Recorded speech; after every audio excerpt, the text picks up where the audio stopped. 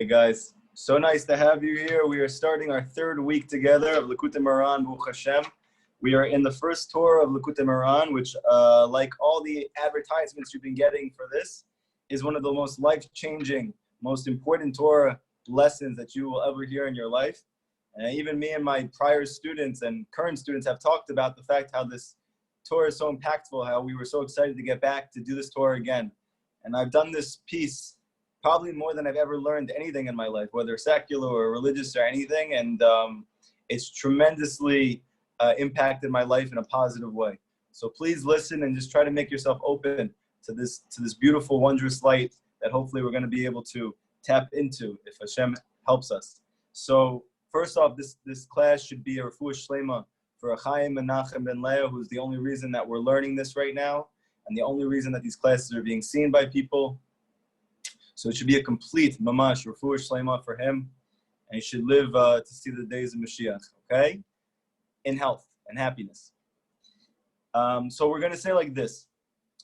Why don't we get our prayers answered? Rav Nachman says like this. You're not learning Torah b'koach. Because you're not learning Torah with joy. So what does that mean? It means that you're picking and choosing when you want to learn, and you don't have a set schedule that you don't budge from. That no matter what, you always learn what you have to learn, whether you feel like it or you don't feel like it, whether you want to and you're excited about it or you don't. And so that's one aspect of B'koach, that you have, so to speak, a set schedule. Like they're going to ask you when you get up there, did you set a schedule? There's a big reason for that. Because we're going to learn in a moment that the key to being humble is by learning the Torah b'koach, with joy, okay? So the first step is to make sure that you're doing it no matter what. That's called b'koach, with strength. Then there is the actual enthusiasm you have when you learn. Are you learning and you're not doing it with happiness, you're doing it with sadness, here we go again, oh, I got to learn because Hashem wants me to, because the Torah says so, okay? So that's how you can learn. Rav Nachman says, don't learn like that. Learn like this, with a big smile on your face.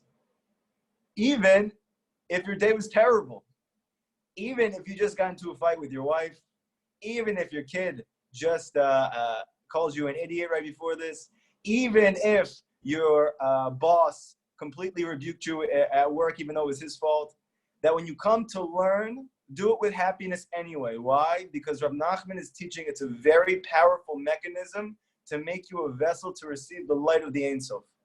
And that's the key to getting your prayers answered, okay? So there we have two reasons.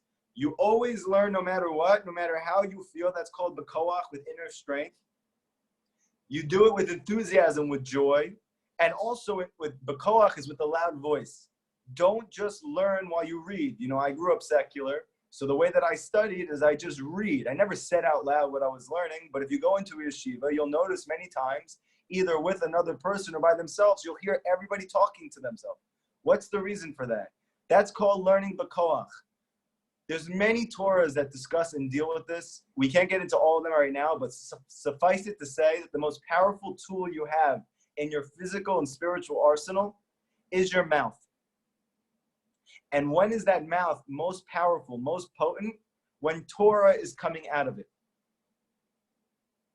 So therefore, Rav Nachman is going to teach simply, but this is a very deep, very mysterious, very Kabbalistic, very power-packed concept. That when Torah comes out of your mouth and you can hear it, this actually creates a space within your heart to be able to receive Hashem's light, okay? So these are the three aspects that Rav Kramer brings as learning Torah b'koach, okay? So therefore he says, when you do that and you learn Torah like this, in all of these ways, you force yourself to do this, then what happens is you become humble. Because we don't realize that's what's stopping us from becoming and attaining a degree of humility, is that we only do what we want to do. Our whole generation is like this. I remember, I don't want to say too much because I don't want to say names. I was speaking to somebody, and that was as vague as it gets. I was speaking to somebody about hanging out with somebody else, that I have to hang out with this person because I should, for whatever reasons. I know I'm being very vague. I have to do that, okay? So I was explaining that in truth, like we don't really have similar interests. And I put myself, so to speak, out there to do what he wants so that I can connect with this person, even though I don't really want to. And I said that he never does that for me. He never does something he doesn't want to do, even though he always says that I'm not hanging out with him or I'm not talking to him, even though I have put myself out there to try to do so, but he doesn't want to because he doesn't want to do anything he doesn't want to do, okay? So I remember I remember this person I was speaking to said to me, does anybody ever do something they don't want to do? I said, yes, adults, all the time. That we do things we don't want to do. And the Torah teaches explicitly that the key to humility, which is the vessel to be able to receive all of Hashem's light and all of Hashem's blessing, is by doing what the tzaddik says and what Hashem wants you to do, even and especially when you do not want to. That Rav Nachman says that those moments that you don't want to at all, and you do it anyway, those are the most self-humbling moments. And that's a good thing. Why? Because then what happens as a result of that is, then you do not need to receive humbling outside of that. Because what happens in life is, Rav Nachman teaches that whenever you're going through a difficulty, you need to know you're being humbled, 100%. And even if you think you're working on yourself and nobody else is, still Hashem is humbling you. So what happens when you learn b'koach, when you don't want to? Or let's say you follow Rabbi Nachman's learning seder, that you learn halacha every day, at least a little bit. That you try to learn Gemara at night, at least a little bit. That you try to learn Chumash with Rashi, at least a little bit. So all of these things you may not want to do, but when you do them anyway, that's called learning b'koach.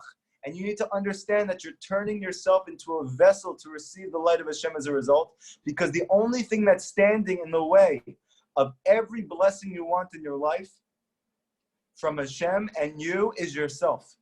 And I don't mean your real self. I don't mean your inner self. I don't mean your true self. I mean your external self, your ego, is the only thing that's standing in the way of you getting your prayers answered. By learning Torah b'koach, like we just learned what that means, you are now a vessel to be able to receive all of your prayers getting answered, and from whoever you need it from. Now, what happens when you create that vessel? What's so special about that? What happens when you become humble? Why is that amazing? So the answer is, when you make yourself like the moon, that you have nothing of yourself, then you can receive the light of Hashem, which is infinite. That's called Chokhmah. When you're able to see Chokhmah, meaning the hidden life force which is infusing every situation, event, relationship in your life, everything that you learn, everything you experience. Now that you're humble, you're not going to have to only see what it looks like on the outside. You're going to have a window now into the inside of the event. You're going to be able to see the real reason why things are taking place. You're going to be able to see Hashem in what's happening to you. That, let's say you come home and your wife says to you, why do you never clean the house? And you're the only one who cleans the house. So what happens to that? You're going to say to yourself, are you kidding me? I'm the only one who cleans the house. You never clean the house. So that's called living on the outside. That's called the tree of death. And where does that come from? A lack of humility. How does that have to do with a lack of humility? The reason is because what you're looking at and responding to is the outside of what just happened. It's the external, it's the klipa, it's the shell, it's the peel. Don't touch the peel. Don't drive in that peel. You will spin out. What should you do instead, Rav Nachman says? You need to make yourself humble by learning Torah b'koach. Then when you come home, because you have made yourself humble by learning b'koach, now when your wife rebukes you, you're going to understand it's really because Hashem is in there. And why is that good? Because the only good in the world is Hashem. Meaning that I have an opportunity now to connect to Hashem in a deeper way than I could doing anything else through this event. So this is good. But how do I tap into the good that's in here? Humility. How do you get humility? By learning Torah b'koach, with strength, with enthusiasm, when you don't want to. when it's difficult, okay? Now, that all being said, now when you come to pray, Rav Nachman says all your words are going to have chen. They're going to have grace. What does it mean when words have grace? They enter into your heart. Like the example that I gave last time we spoke. If I told you, hey, can you help me borrow some money? I want to go get a bag of weed. So what are you going to tell me? I just worked all day. My wife needs money. My kids need money. Everyone needs money. How are you asking me for something you don't need that's destroying your life? You're a bum. I'm not giving you any money for that. So those words have no chen. Those words don't have grace. Why? Because they're coming from my ego. They're coming from my sense of self. However, when do words have chen? When do they have grace? When they're selfless. If I come to you now and I told you, please, I need to borrow money. Why? Because no matter how hard I work, no matter how hard I'm trying, I can't make ends meet. I have a wife at home who's not feeling well. I have kids that I have to take care of because my wife's not feeling well. I can barely make it. I'm trying the best I can. If that's the truth, and that's not coming from a selfish place, those words are going to have chen, they're going to have grace, and you're going to respond to those. You're going to have room in your heart for those words. So Rav Nachman is teaching in a very deep way, Hashem also has a heart. And when your words have chen, meaning when they're coming from a place of humility, of selflessness, that comes from learning Torah b'koach, with strength, and then being able to see Hashem within the midst of your life. Now when you come to pray, you don't say to Hashem, Hashem, why did you give me this wife? Why did you do this to me, like Adam Arishon said? Instead, you come to Hashem and you say, I am learning Rabbi Nachman's Torah. He tells me Hashem is in everything that I do. I learned even when I didn't want to, okay? And I came home and I was humbled by that Torah. And now I came home, my wife rebuked me. Now I know, even though I don't feel that this is from you, I know this is from you. Hashem, help me to see where you were in that for me, because I want to come closer to you for that. 100% guarantee that prayer is going to get answered. Why? Because your words have chen. They have grace. They're based on truth. They're based on humility. That prayer will get answered. But if you come to Hashem and you're crying to Hashem about your situation, but that's all based on ego, that prayer does not get answered. And the situation actually becomes more difficult. And the pressure gets squeezed more on you. Now you're going to say, why does Hashem do that? That sounds cruel. But it doesn't. Because what's the whole point? Hashem wants you to be humble. Not because he's trying to punish you. We do not believe in a Christian God. Hashem loves you. Rav Nachman says the whole reason Hashem does anything for you is only motivated by his love for you. Rav Nachman goes so far as to say in a very powerful Torah in Likutey Moharan that Hashem has two loves. Kind of like, some people in our generation, I have two loves, my car and my cup of coffee. Something ridiculous. So Hashem also has two loves. What are Hashem's two loves? It says that Hashem loves justice. Not justice like I want to hurt you. Justice like I like when things are right. That a person does the right thing and he's rewarded for that. And a person doesn't do the right thing, he's not. Hashem loves that. Hashem loves justice. And Hashem also loves Yisrael. He loves every soul of the Jewish people. Rav Nachman says that even though he has these two loves, he loves Yisrael more. He loves a Jew more than he loves what's right. That's very powerful. That's very deep. So he says in that Torah, what does Hashem do then? He needs to have justice, meaning there needs to be consequences. Otherwise, he's not just. And he can't be running the world and he's not just because nobody else is going to be just. So what does he do? He creates consequences that humble you, but he hides himself within the crunch, within the difficulty, within the challenge itself, because he loves you and he loves you more than he loves justice. And if you are humble and you have eyes to see, then you can actually find Hashem even more within the crunching than you could if you didn't elsewhere. So Hashem either shows his love to you by you humbling yourself by learning Torah b'koach, or he does it to you anyway, and then you become humbled anyway.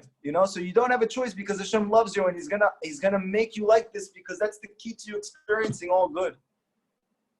Many of us struggle because we had dreams growing up, dreams of a certain wife who does certain things for me, who looks a certain way, a certain job where I have a certain prestige and I make a certain amount of money, and a certain house that it's a certain size, and I can have my friends over and treat them to whatever they want, and all of these fantasies. Koach midameh, Rav Nachman says, the power of your imagination. Rav Nachman says the power of imagination is going to be deeper in the last generation than ever in history. And it's so true. Look at our generation. How many people watching this class are in their mid-20s and under are completely dissatisfied with their life? Is your life different than any other person forever? No. Our parents were poorer than us. Our grandparents were even poorer than that. Nobody has more than we do, and we're the least happy. Why? The power of our imagination is through the roof. Rav Nachman says imagination is a very powerful thing. You should not start to use your imagination until you fix your heart, because it's going to lead you to all the worst, most painful experiences of your life. And we are feeling that the most. When has rates of psychological distress ever been higher? Anxiety, depression, thoughts of suicide, drug abuse, never higher than now. But you have what to eat, and you have what to drink, and you have what to do. So why are we like that? This is the scariest thing in the world. And Rav Nachman says in the Gemara, there's 7 names for Satan, that throughout the generations, the Yetzer Hara clothes itself in different ways. And he manifests itself in a different way for every generation to be that challenge for that generation. Rav Nachman says in the final generation, it's not even going to be a name that was in the Gemara. It's going to be a brand new name you never heard of. Koach medameh, the power of the Jew's imagination. His own idea of life is what's going to be destroying his life, of what he thinks is good, what he thinks is going to make him happy, what he thinks is going to make him right. That's so scary, because that means that all of the sadness and anger and anxiety that's plaguing our generation is coming from our own imagination. That is terrifying, okay? Now, Rav Nachman is teaching, but when you become humble, then you're able to see clearly, and then you're able to be very happy. And Hashem does it for this reason. He's constantly humbling us every day through our wives, through our children, through our parents, through our circumstances, through our financial situation. All of these are mechanisms to make you understand that your dreams that society gave you about a certain job and a certain wife and a certain situation and a certain this and a certain that is all nonsense. Those things do not make you happy. Those things don't make a person happy. And by the way, Hashem is humbling the entire world right now with this realization. Why? Because now everybody is stuck at home with their wives and kids, and nobody's able to work at their job and to increase their prestige and their honor in their careers. So now everybody is confronted with tremendous humility. Now, what's the majority of the world responding to the situation with? Despair. Why? Because they don't have Torah. Because they do not realize that their dreams were imagination. Whereas now we have an ability to tap even deeper to true dreams. Dreams of connection, dreams of love, dreams of peace, dreams of truth. Dreams of godliness, dreams of elevation and transcendence. Things that we were too distracted to deal with up until now. We have an ability to tap into all of that. Rav Nachman says the key is to get rid of your fantasies. That does not mean that you shouldn't have dreams in your life or you shouldn't be ambitious. You should be very ambitious. But your ambition should be to connect yourself to truth, because that's the key to all blessing in life. All those things that you wanted, whether it was money or a certain wife or a certain life, what was that for? Right? Like I used to teach teenagers in this area. And I said to him, what do you want with your life? He said, I want to make money. I said, why do you want to make money? Like, what are you talking about? What kind of question is that? What do you mean, why do you want to make money? What else is there to do? What else could you do besides make money? That's what you grow up to do, to get a job and to make money. I said, what do you want the money for? So I can buy a house that I want, so I can have a great place, and so that I can have a sweet car, and so I can, like whatever, the whole shebang. And why do you want that? And I could see them, like they never thought about any of these things in their life. You'd be surprised how nobody asked the next question. You'd be shocked. You'd be like, okay, that's a teenager. You'd be surprised and shocked how much you've never asked yourself the next question. Why do you want that? And they always end up coming out, so I'm happy. You know what the Torah teaches is the key to happiness? To be close to the source and the root of your soul. That's how you're happy. That's the only way you can be happy. Now, money can help you do that. Rav Nachman says that. It could, or it could not. A good wife can help you do that, or it could not. A nice house can help you do that, or it could not. But the key to being happy is to be connected to truth. It's to be connected to the root of your soul. That's what makes a Jew happy. So therefore, Rav Nachman's trying to tap us back into reality. And so we can teach the world. And when you're in this place, now you can get your prayers answered. That's called chen. When you are connected to your real self and you pray from that real self. That is only possible by learning Torah, b'koach. This is what we've done so far together. And when you do this, now Rav Nachman says like this.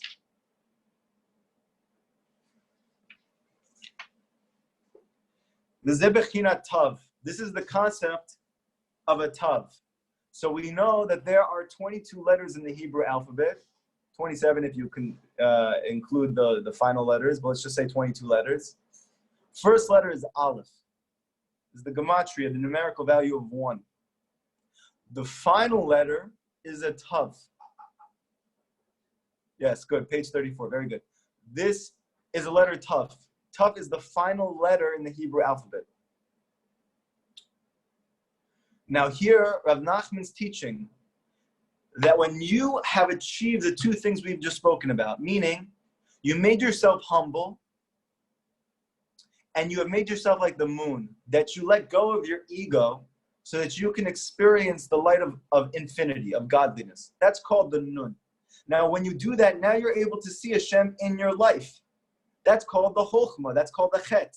When you have a chet and a nun, sorry, I'm not good at technology, I'm trying to get this together. When you have a chet and a nun and you put them together, that spells chen, grace.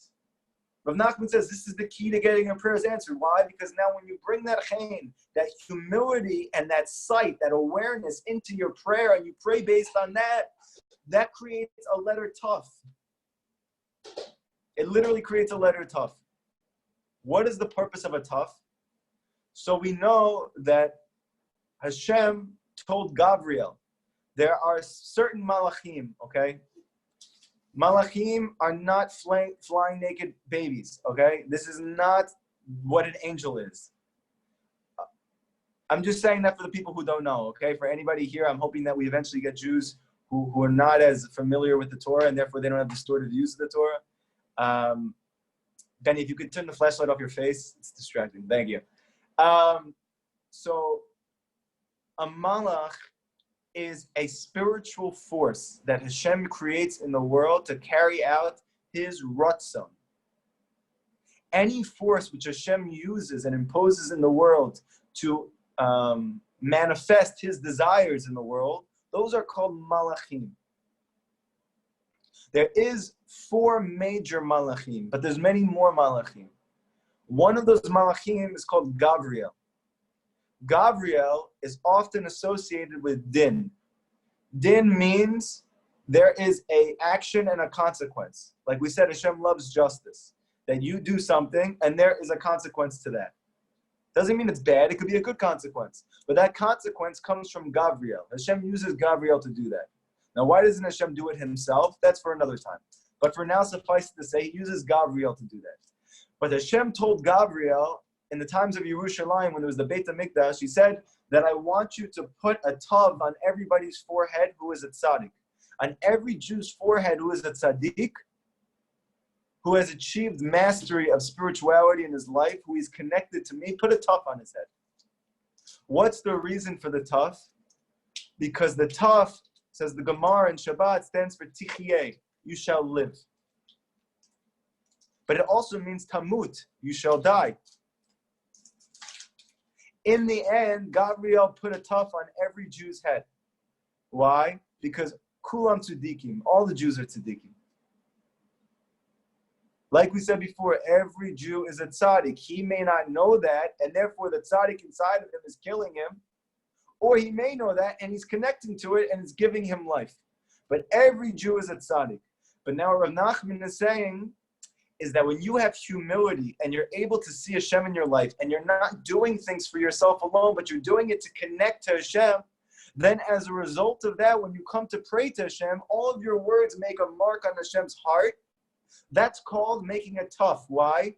Because the concept of a tuf, Rav Nachman says,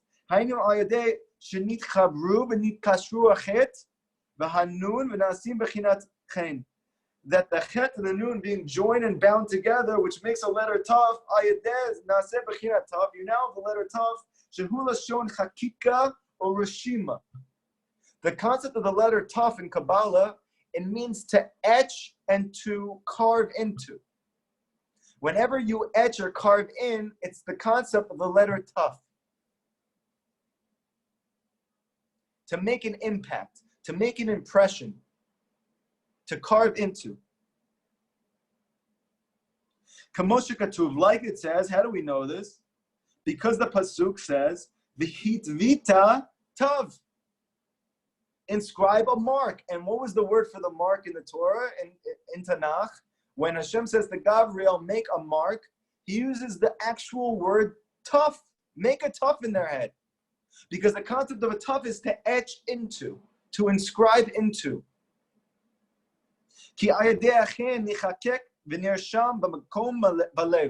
Because when you have humility, and you're only looking for Hashem in everything in your life, you're only looking to come closer to Hashem to everything in your life, and you're praying based on that mindset, now all of your words are going to be etched into Hashem's heart. He's going to have a space in his heart now, and he can answer every one of those prayers.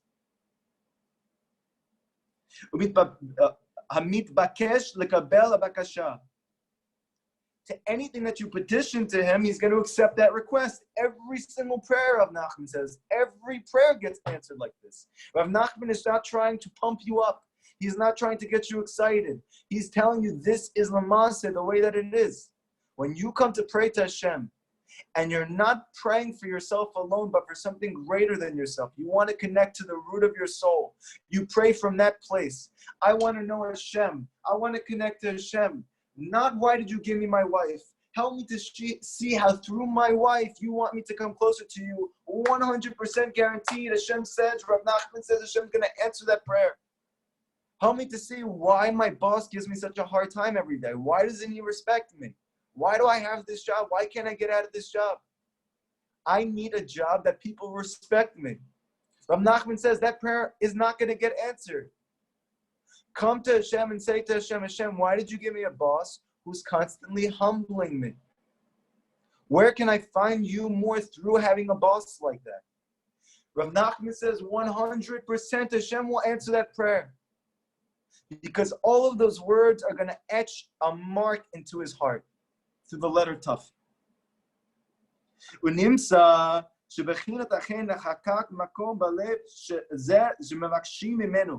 That this chen that you now have, your humility, when you come to pray, and the wisdom that you have from seeing life through that lens, now when you come to pray, they all enter into his heart. And that's the concept of the letter tav. Now Rav Nachman says, look at this, it's amazing. There's a pasuk in Kohelet. And it says, Divrei chachamim banachat nishma'im. The words of the wise are heard because they are spoken banachat.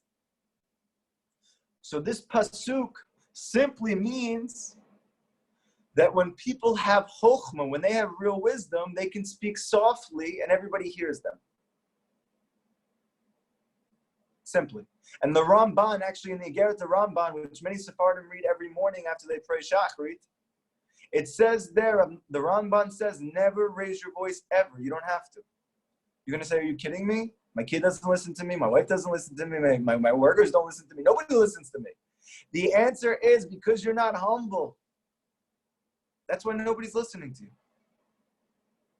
The Ramban says when you're humble, everyone's going to listen to you. Because now Hashem's not concerned about what's going to happen by people listening to you. Because if people listen to you, that is a gigantic responsibility and a gigantic power. Hitler ruined the whole world almost because people listened to him. Imagine us, that even if we're good people and we try to do the best that we can, but we're still driven by our ego. Imagine if people listen to you. That's very dangerous. So the Torah is teaching Hashem is only going to give that power to a Jew that anybody listens to him, including his own family members, when he is truly humble, because now he's not a danger to anyone. He actually is going to be a positive influence on those people. And now everybody's going to listen to you. So the Ramban there says, what's the greatest quality in the Igeret the Ramban? He says it clearly. What is the number one quality a Jew can obtain in his life? The most important thing, the most chashuv quality, he says, anava, humility. It fits in completely with what we're learning right now. And he says, when you're humble, you do never have to raise your voice at all. Many people who hear these classes of Rabbi Nachman's teachings, they come to me and they say, yeah, but what if everybody starts walking all over me? So this was taught to us by society. This was taught to us by our cultures, which often come from non-Jewish backgrounds, whether it's from Islam or Christianity. We don't realize how much these things have influenced us. You are not going to get walked on by anybody if you're humble. The Torah guarantees if you are truly humble, nobody's going to be walking on you. And in fact, everyone is going to respect you. Because Chazal teach very clearly that as soon as you stop desiring honor, everyone will honor you. It is so true, it's crazy. It's scary true. Okay? So now we're learning that when you come to Hashem, what does the Pasuk said? Now Rav Nachman is saying, this doesn't just mean the words of the wise are heard with people, like the Pasuk is saying. Rav Nachman is now going to say this Pasuk also means when you talk to anybody, not just people, but Hashem. Now, how much more meaningful is this Pasuk now? Because the Pasuk says the words of the wise are heard when their words are spoken benachat. Benachat. What does it mean the words are spoken from the wise benachat? So listen to what the commentaries, the amazing breast of tzaddikim, they get out from this. They say like this. The words, that's the concept of tefillah, prayer, the nun, like we learned before. Humility, because only a person who's humble is going to ask Hashem for what he needs. That is the words that you're speaking. Now it says the words, meaning the prayer of the wise. Who's the wise one? The one who, because he's humble, he's only looking for Hashem within the events of his life. He's not looking to increase his ego. He's looking to find Hashem through everything. Whether it is a situation with a family member, or it is a situation at work, or it's even when I'm learning, or I'm praying, whatever I'm doing in my life, I'm looking for Hashem, the inner wisdom of that, the light of the Ein Sof, the root of my soul. That's called wisdom.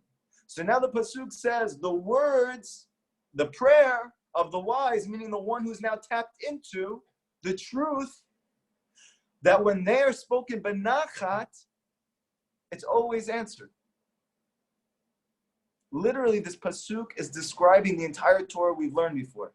Now let's make it even deeper, because Rav Nachman says nachat is really achein, achet. Sorry, it's bechinat chein, which is achet, a taf, and a nun. What is the word nachat? Nun, chet, taf. It's the three letters we discussed. Humility. Then because of the humility, the inner light that you receive as a result, meaning the inner reality that you get to tap into as a result. And now when you pray with that, you etch into Hashem's heart and he answers that prayer every time. Nachat. So the Pasuk, now let's take this secret back into the Pasuk. And it says, Divrei chachamim benachat nishma'im. The words of the Hachamim, it doesn't just mean people who learn all day. It means a simple Pashut Jew like us.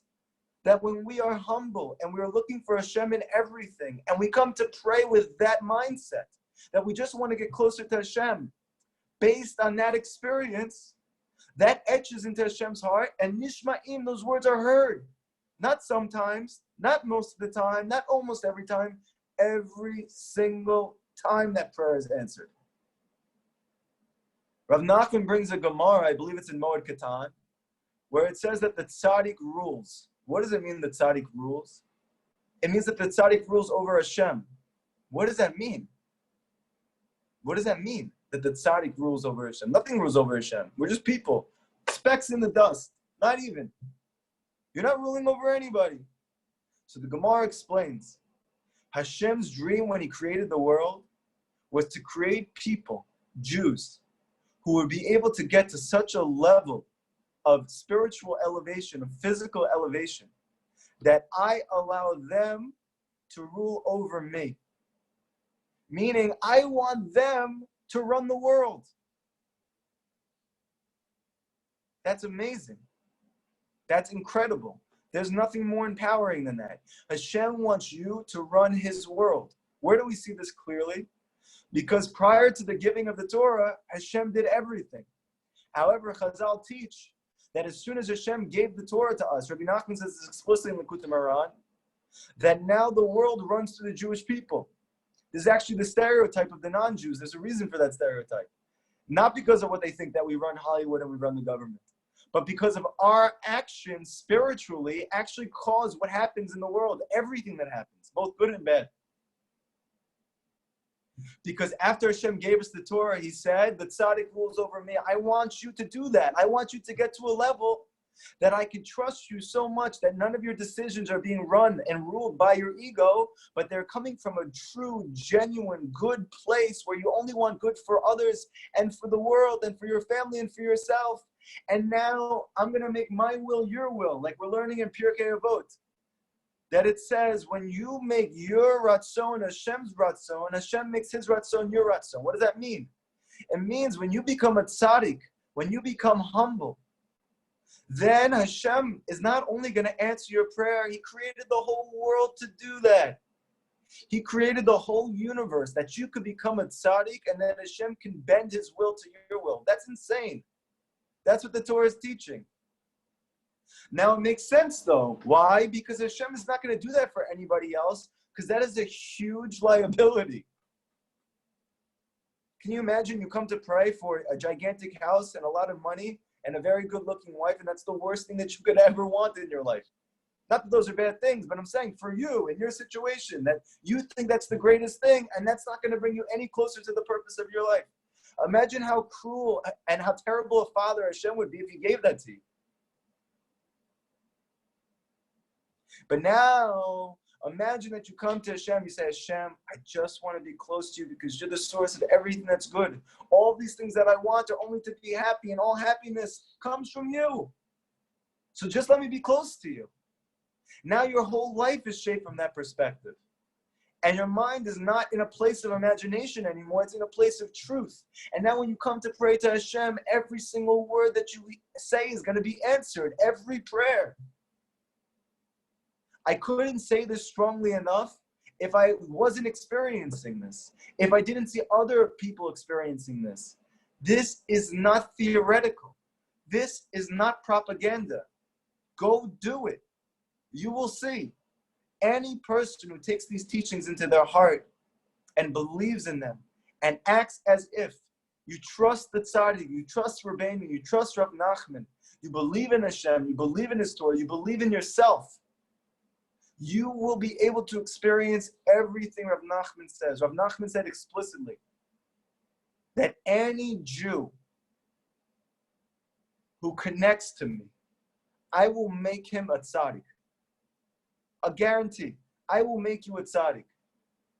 And that was not coming from gaiva at all. That wasn't coming from arrogance. He was the most humble of humble. But because he was so connected to reality, and he understands what the Gemara says, that when you become the tzaddik, and all the more so tzaddik yesod olam, that the whole world runs through you. So sure, if Rav Nachman says, I can make anybody a tzaddik who's connected to me. Of course, because he's going to do everything Rav Nachman says.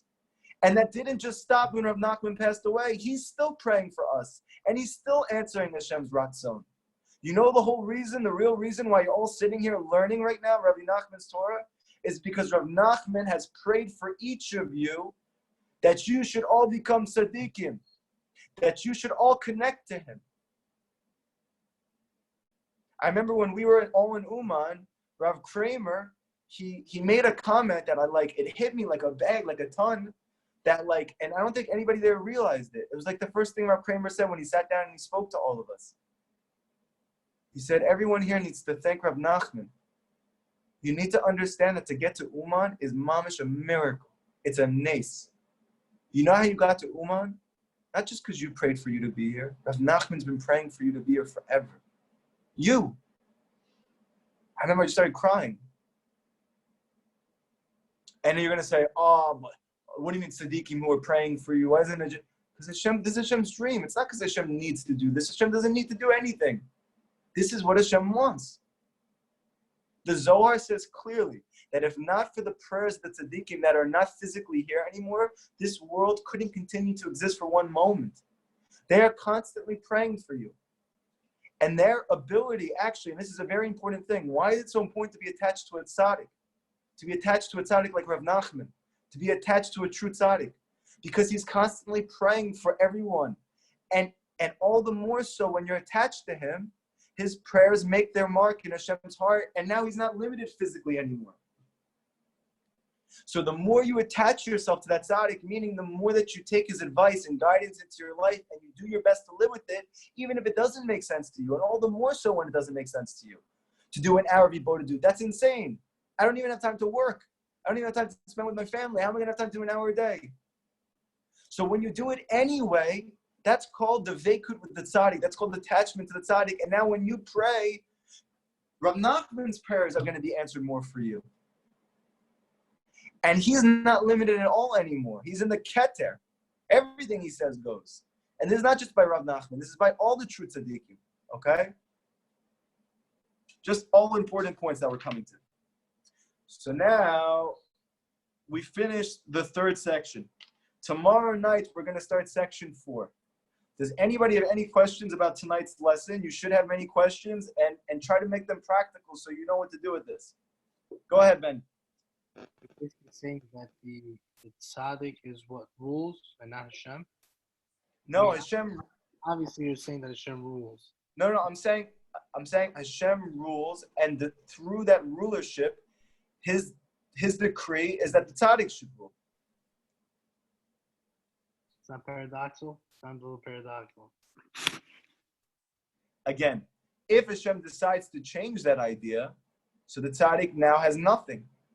But when Hashem created the Torah, which he says is eternal, that doesn't mean it's just even for this world, it's forever. Not for 1,000,000 years, not for 1,000,000,000 years, forever. The Torah is never going to change. When Mashiach comes, he's going to give us a deeper revelation of this Torah we already have. He's not going to change the Torah. So then what does it mean that he has to fall in order to go back up? If whatever his word is anyway, why does he have to fall altogether? So why does he have to fall? So the answer is it's impossible to go out without falling. That Hashem made it, that this world, it's impossible to have an aliyah without an yerida. Aliyah tzarich yerida. And this is a very important concept of the Baal Shem Tov that all the Hasidic masters stress all the time. Rabbi Nachman is definitely no exception. Every single tzaddik needs to fall before he goes higher. For some people, that fall might be a complete and a physical fall, a spiritual fall that everyone sees he's falling. But for another person, maybe for even a higher level tzaddik, you might not see as much that fall. And he may not even see that there's a fall. But he has had some level of a fall. And even if it's not his fall, because he is attached to all the Jewish people, even when they fall, it could be his fall. This thing goes very, very deep, and therefore you don't have to worry about it. But simply to put, Baal Shem Tov teaches, so it's a fact. Nobody goes up without going down first. That includes Mashiach. Okay? So every single time you go up, you have to go down first. That down doesn't have to be a depressive episode. That down doesn't have to be a panic attack. That down can be so subtle you don't even notice it. But there has to be what's called a down for the sake of going up. And the simple explanation, it's just like physically. When you want to go a step up or rung in the ladder, you have to first bend your knees down and then use that power to go up higher. Any other questions? Sorry, Benny, I know you probably have more to go, but I just want to make sure everybody's... I don't have a question. I just want to say something that happened to me in my border today. I think you're like... Go ahead. I was doing the border today, and I was like talking to Hashem, like, the whole world is bugged out right now. It's like mamish tohu vohu.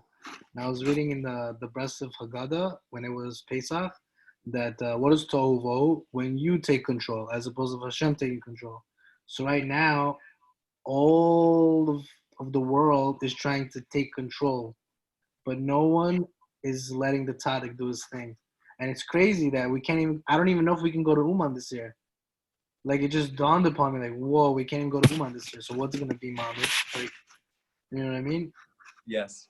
Can't give dominion to him. So we're going back to the original state, how it was before. It was great. Yes, I hear you. Very nice, beautiful, Benny. And you should know, though, that Rav Nachman says his whole mission was tefillah. And even though Rav Nachman taught everything under the sun. In fact, one of the things you'll notice is maybe more than anybody else, if you're honest with yourself, he speaks about every single thing, okay? However, he said, my mission is prayer. Why? Because Rav Nachman says everything, again, everything can be achieved through prayer. Everything. So what does that mean? You're telling me if I have, chas v'shalom, a stage 4 terminal illness, I can pray to Hashem and Hashem can take it away from me? Yes. Yes. You mean if I'm in a coma, somebody can pray for me and wake me up? Yes. Rav Nachman says through prayer you can do anything. This was the original way that Hashem created us was to be able to experience that reality. The whole exiles, we don't realize that. Rav Nachman's whole mission was prayer. Therefore, I'm doing it every day. Everyone should join me. Pray that we should all be able to go to Uman this year so Rav Nachman can bring an end to all of this, okay?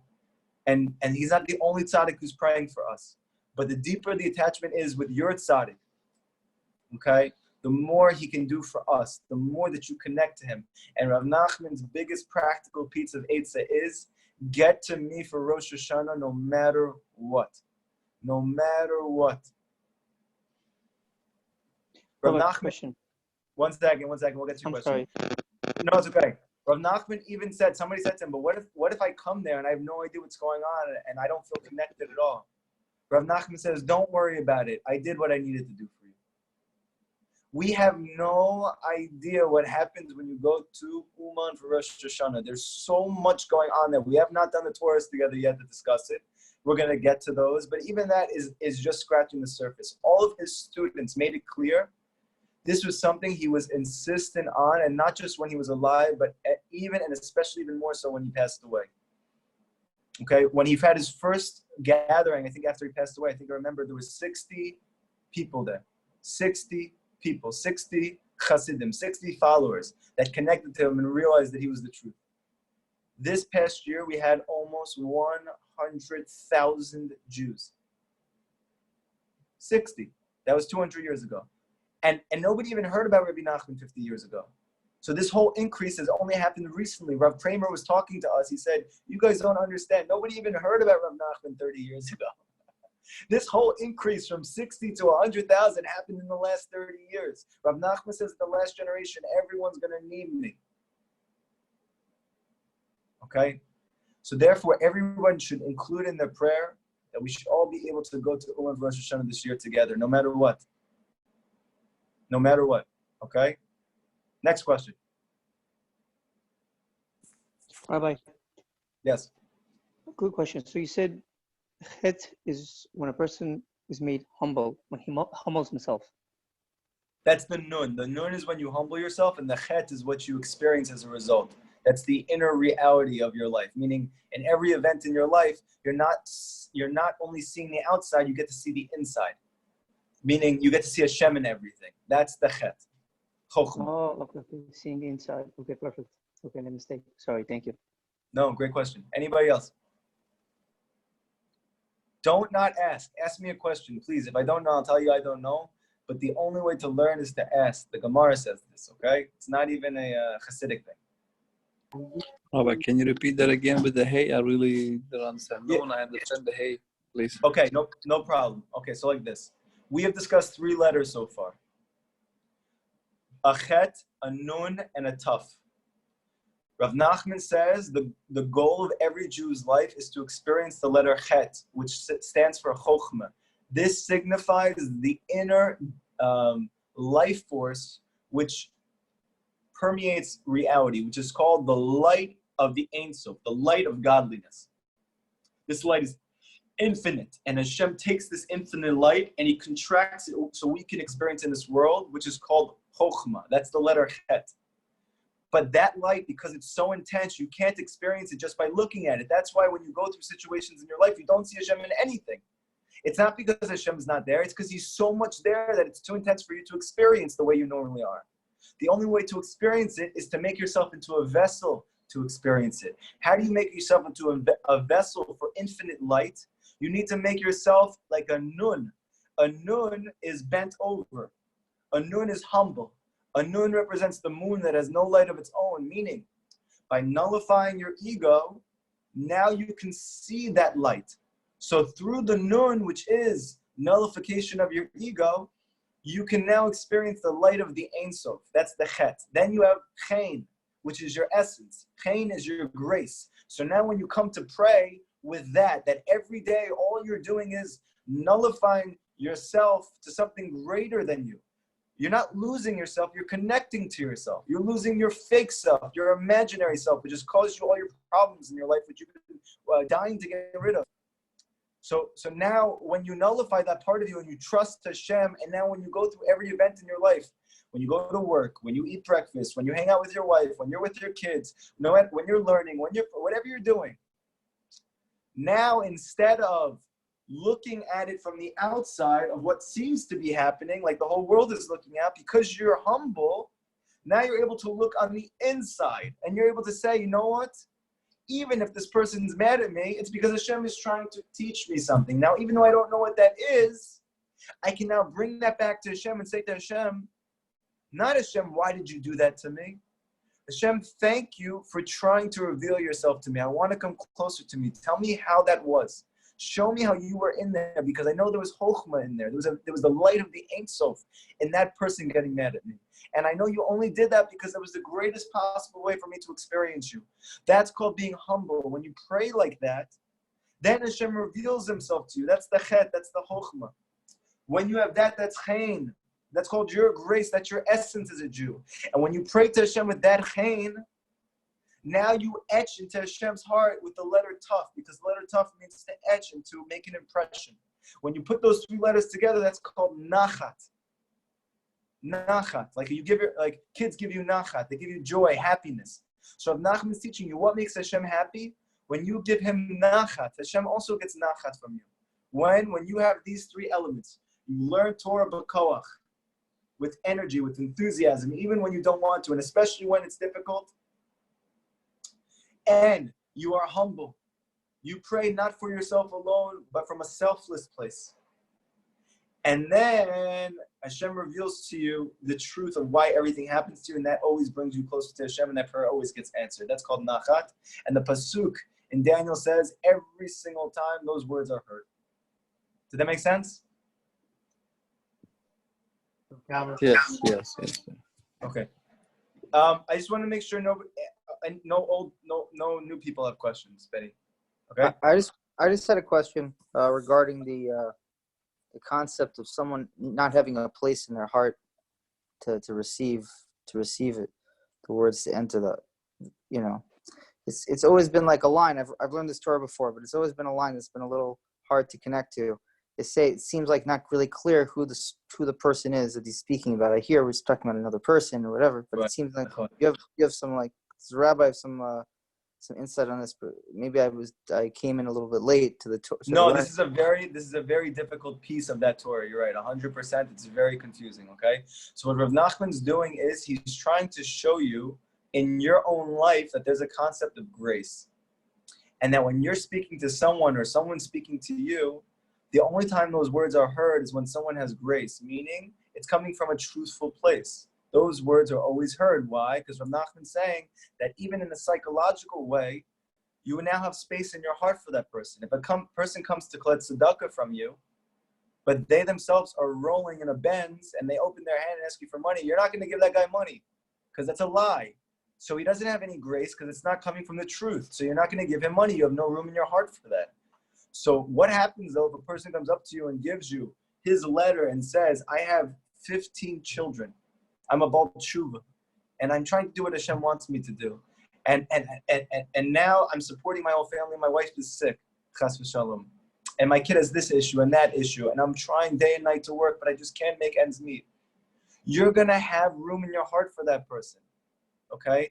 So now Rav Nachman's saying that same concept between people applies between Hashem and you. That when you speak to Hashem, you also need to make a space in his heart. You need to etch a space in Hashem's heart. And you do that through this concept of nachat, these three things that we just spoke about. Does that give you clarity? Yeah, that makes a lot more sense than how I learned it before. Thank you. Appreciate it. Great question. Anybody else? Yeah. Go ahead. How can you develop more of, like, you talked about learning with joy and passion. Like, how could you develop more of that? Great question. Very good question.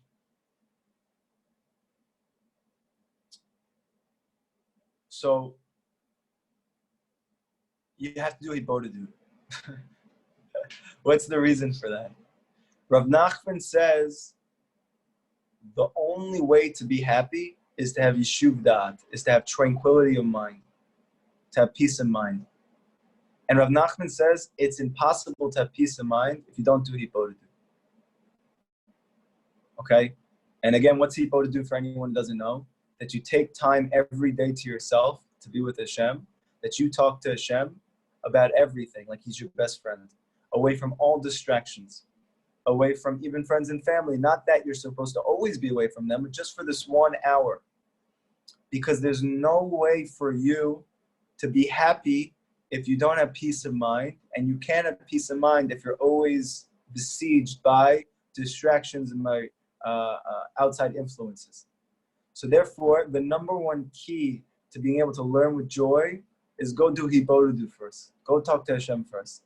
This will give you tranquility of mind, and this will give you joy. That's one genuine way to achieve happiness, okay? Another way is to learn things that make you happy, right? Like when I learn Chassidut, and you guys can probably see this, I love this. I live for this. Like I can't believe I'm teaching this right now. I can't believe I'm learning this right now. I can't believe I have the schut to be with a group of people who are all really mamash wanting to be closer to Hashem and trying to find good. This is so amazing. This is so special. So this makes me happy. So when I learn Rabbi Nachman's Torah, I'm very happy. So you need to find your chelik in Torah and learn that. That also is going to help you be happy. Then number 3, there is a concept of fake it until you make it, okay?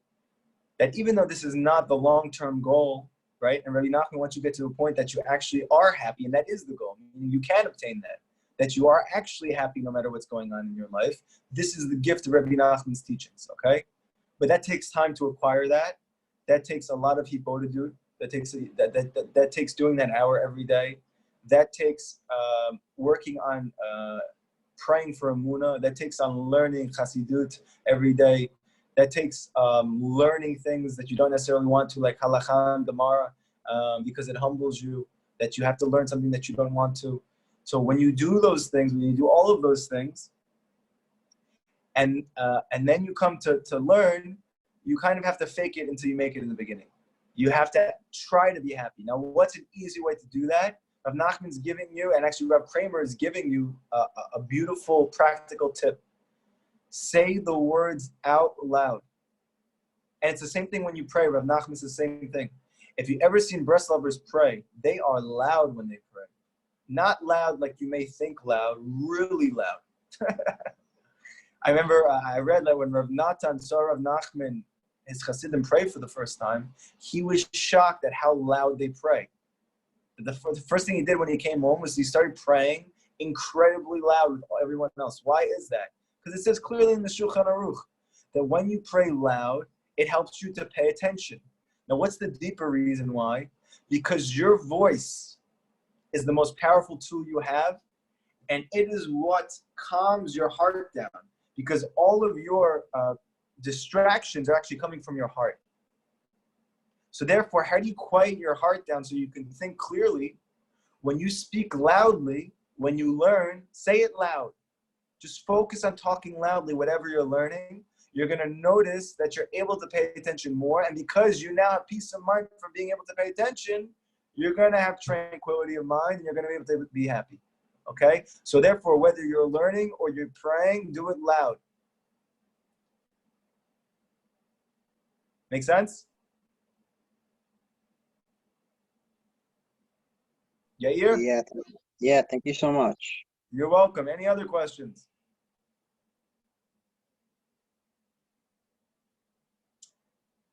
Okay, we'll go back for the final question from Benjamin Roberts. Go ahead. You started, you finish it. What's in the end is in the beginning. Go ahead. Anyway, I want to ask you this question. I just want to understand, from my understanding, I'm sure a lot of people have this question as well.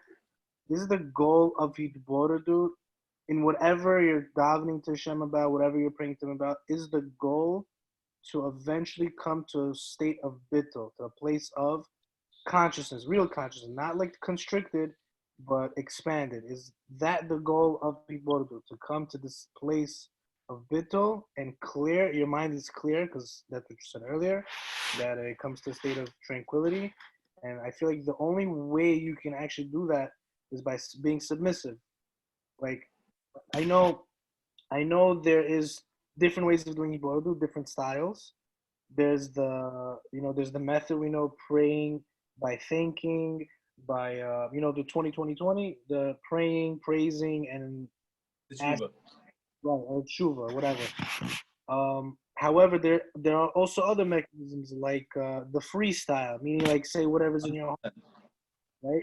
So, is there a way that it's not coming from a place of the Yetzer Hara? Meaning, like, if you know, this is supposed to come from a place of truth, but how do you know that when you're doing Hitbodedut, that it's not coming from like a mitzvah enclosed through the Yetzer Hara type of thing? Because I feel like, just me personally, sometimes I have my Hitbodedut where I'm just like fervor mamish. Sometimes it's more sluggish. However, like, I don't know which one is like where and what's holding where. And even though Great question. feel like both Hitbodeduts are both coming from the truth of truths. It's not like I can't play God. You know what I mean? I'm not. You can't play him, so you got to be as truthful as possible.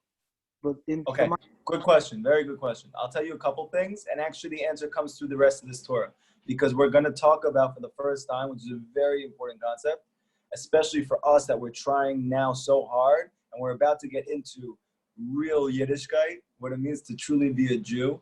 So you're going to have a lot of things now that look like mitzvahs. And Rav Nachman is going to say that in the end, though, there is something called the Yetzer Hara clothed in a mitzvah, which is very dangerous, okay? So now, the very simple way to answer that question is learn Torah b'koach. This is going to purify your heart so that when you come to pray, you are able to speak truthfully. Meaning, turn Rab Nachman's Torah into tefillah. That's how you know 100% guaranteed it's coming from a good place. That when you come to Hashem, take what you learned tonight and make a prayer out of it. That 100% is not coming from the Yetzer Hara, it's coming from only the good inside of you. Turn Rabbeinu's Torah into tefillah. That will get answered. If you see anywhere that Rav Nachman teaches you something, don't worry about praying for it. It's good. Did you ever see anywhere Rav Nachman says, pray for a huge house? You never saw that anywhere. So you know what that means? It's probably coming from your Yetzer Hara. Because Rav Nachman also says to beg and plead for everything, right? He says you're supposed to give her shit like a lawyer. You beg and plead all cases and all arrays. You should, but Rav Nachman's now teaching the way, the degree to which, though, you get those prayers answered is the degree to which your prayers come from humility, which means you desire to connect to Hashem. That is the goal of your prayers. In that prayer, for example, you say, Hashem, I want the big house. Not because I want the big house. It's not even for me. It's for my wife. It's for my children. We want to host guests. We want to bring more people back to Yiddishkeit. Is that coming from a place of truth or is it not? You know what I mean? Because at the same time, want... So Benny, yeah, so part of it is like this. By learning Torah b'koach every day, it is going to become clarified to you what's real and what's not real. Because the Torah is the only thing that's real. But the Torah is huge. So that's why Rav Nachman's learning Seder has you learning a little bit of everything every day. Because there's no way to know what's real and what's not real unless you go through the whole Torah. And that takes time. That takes a lot of effort. But the way that Rav Nachman's Seder is, it's really fun. And it's really not so hard because you're only doing everything for a few minutes. And then you get to see what's real and what's not real. You get to see what part is coming from me and what part is coming from my Yetzer Hara. So that's one answer. Second answer is, ask Hashem. Say to Hashem, Hashem, help me to know if this is truly coming from me. Help me to be honest with myself and say to myself, do I only want a big house because I want to host guests, because I want to do a chachnasa, that I want to do that mitzvah of bringing people in, that I want to use that as a tool to be able to shine your light in the world. I know I want that. I know that there's a part of me that wants that. Is that all that I want? Do I not want anything else? You have to be dead honest with yourself and you have to ask Hashem. Hashem will answer you. You will hear within your own heart the answer to that question. You may not hear it initially, but as you're learning Torah b'koach every day, you will hear the answer to that question. I have to imagine though, and I'm just guessing this, there's a part of everyone who wants a big house, and it's not only for holy reasons, okay? I don't think Rabbi Nachman ever prayed for a big house. Did he have a big house? I have no idea. But I'd almost bet my life on it that Rabbi Nachman never prayed for a big house, and it's not because he wanted his family to live in poverty or anything like that. He says you should give your wife whatever she needs, but I don't think he prayed. You want it. You're davening on someone else's behalf. You know what I mean? Again, I hear what you're saying. But your goal is not just to pray on someone else's behalf. Your goal is to find Hashem. That's the goal. So 1 second. Help me. Wait, listen. Help me to give my wife what she needs, whatever she needs to be happy, and help that to come from truth. Right now, she's saying she wants a big house. Okay, she's saying she really wants that. I'm giving you an answer. Listen, my wife wants a very big house. It's my obligation, based on Rabbi Nachman's teaching, to try and do my best to give her that. However, I know at the same time, that may not be the best thing for anybody. They may not be the actual best thing for us to come close to you. She doesn't know that though. So Hashem, please, while I'm trying to help my wife get that house and I'm praying for it, help my wife to understand that that is not actually the most important thing and not even close to it. So you're doing both. You're meeting Hashem where he's at. That's the truth. You're trying at the same time to give us, I'll give you a practical example, okay? Being explicit and open and honest with you, because it's the only way this is going to make sense. And I hope my wife doesn't mind me talking about this.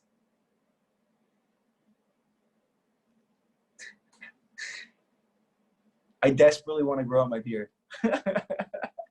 I want to grow out my beard so bad. I pray for this every day for years, okay? Not because I want to look like anything, but truly because Rav Nachman says it is a very deep vessel to be able to receive the lights of Keter, to be able to experience the deepest revelation so that I can give that to the world. Because that's the only reason I want it, so I can give it to others, okay? But my wife does not like a beard. She just doesn't. She doesn't want me to have one. Hence why you see it's cut. Okay. Now, thank God I have this. This is a miracle, by the way. This is really a miracle. The fact that I even have this is mamish a miracle. something I had to pray for and cry for many years, okay? So now listen, what was my prayer today, my Boda? This was not my only prayer. It was one little tiny piece, okay? Hashem, I'm going to go get a haircut today because my wife is going to be happy if I make myself look like she'd like me to, okay? So I'm going to do my part. But Hashem, I'm begging you, help that one day my wife wants me to grow it out. Not even that she allows me to, but she asks me to, okay? And because she realizes that it's good for us, that it's good for our family, that it's good for health, it's good for blessings, it's good for everything, right? So now what am I doing is I'm being responsible and taking care of what I need to do to have Shalom Bayit, which Rav Nachman says is of the utmost importance. And you can learn that from any Rav Shalom Arush book. And at the same time, it doesn't stop me from praying that eventually my wife wants to have this as well. So that's kind of meeting everything in a place of truth. I hope that gives clarity to your question. Everybody have a wonderful night. We're going to meet tomorrow night for another Likutey Moharan class. We're going to do section 4, Bezrat Hashem. If Hashem gives us the chut again, listen to me. This is the most important thing. Rav Nachman used to say this to Rav Natan all the time. I'm telling you the same thing because this is what's transformed my life. Tomorrow or tonight, do an hour of Hibodedut, and don't just do an hour of Hibodedut. Take what you learned tonight and turn it into your prayer. Hashem, Rabbi Nachman taught me this. Help me to experience that in my life. Hashem, Rabbi Nachman taught me like this. Help me to be happy when I learn Torah, so that I can learn Torah b'koach. Hashem, help me to actually be humble, to want to be humble. I don't even care about being humble. I'm to want all the things that you learned in this Torah. Turn it into tefillah. 100% those prayers will get answered. 100%. Guaranteed, Rav Nachman says. Turn his Torah into tefillah. And I'm telling you right now, that is going to bring you to the next level spiritually and physically. And then tomorrow night, you get a new Torah. Bezrat Hashem. Do it again the next day. Do this every day. You will not be the same person a week from now that you are today. You won't be the same person a month from now that you were a week from now. You are not going to be in the same planet a year from now as you are today. I love you guys. Have a great night. Thank you.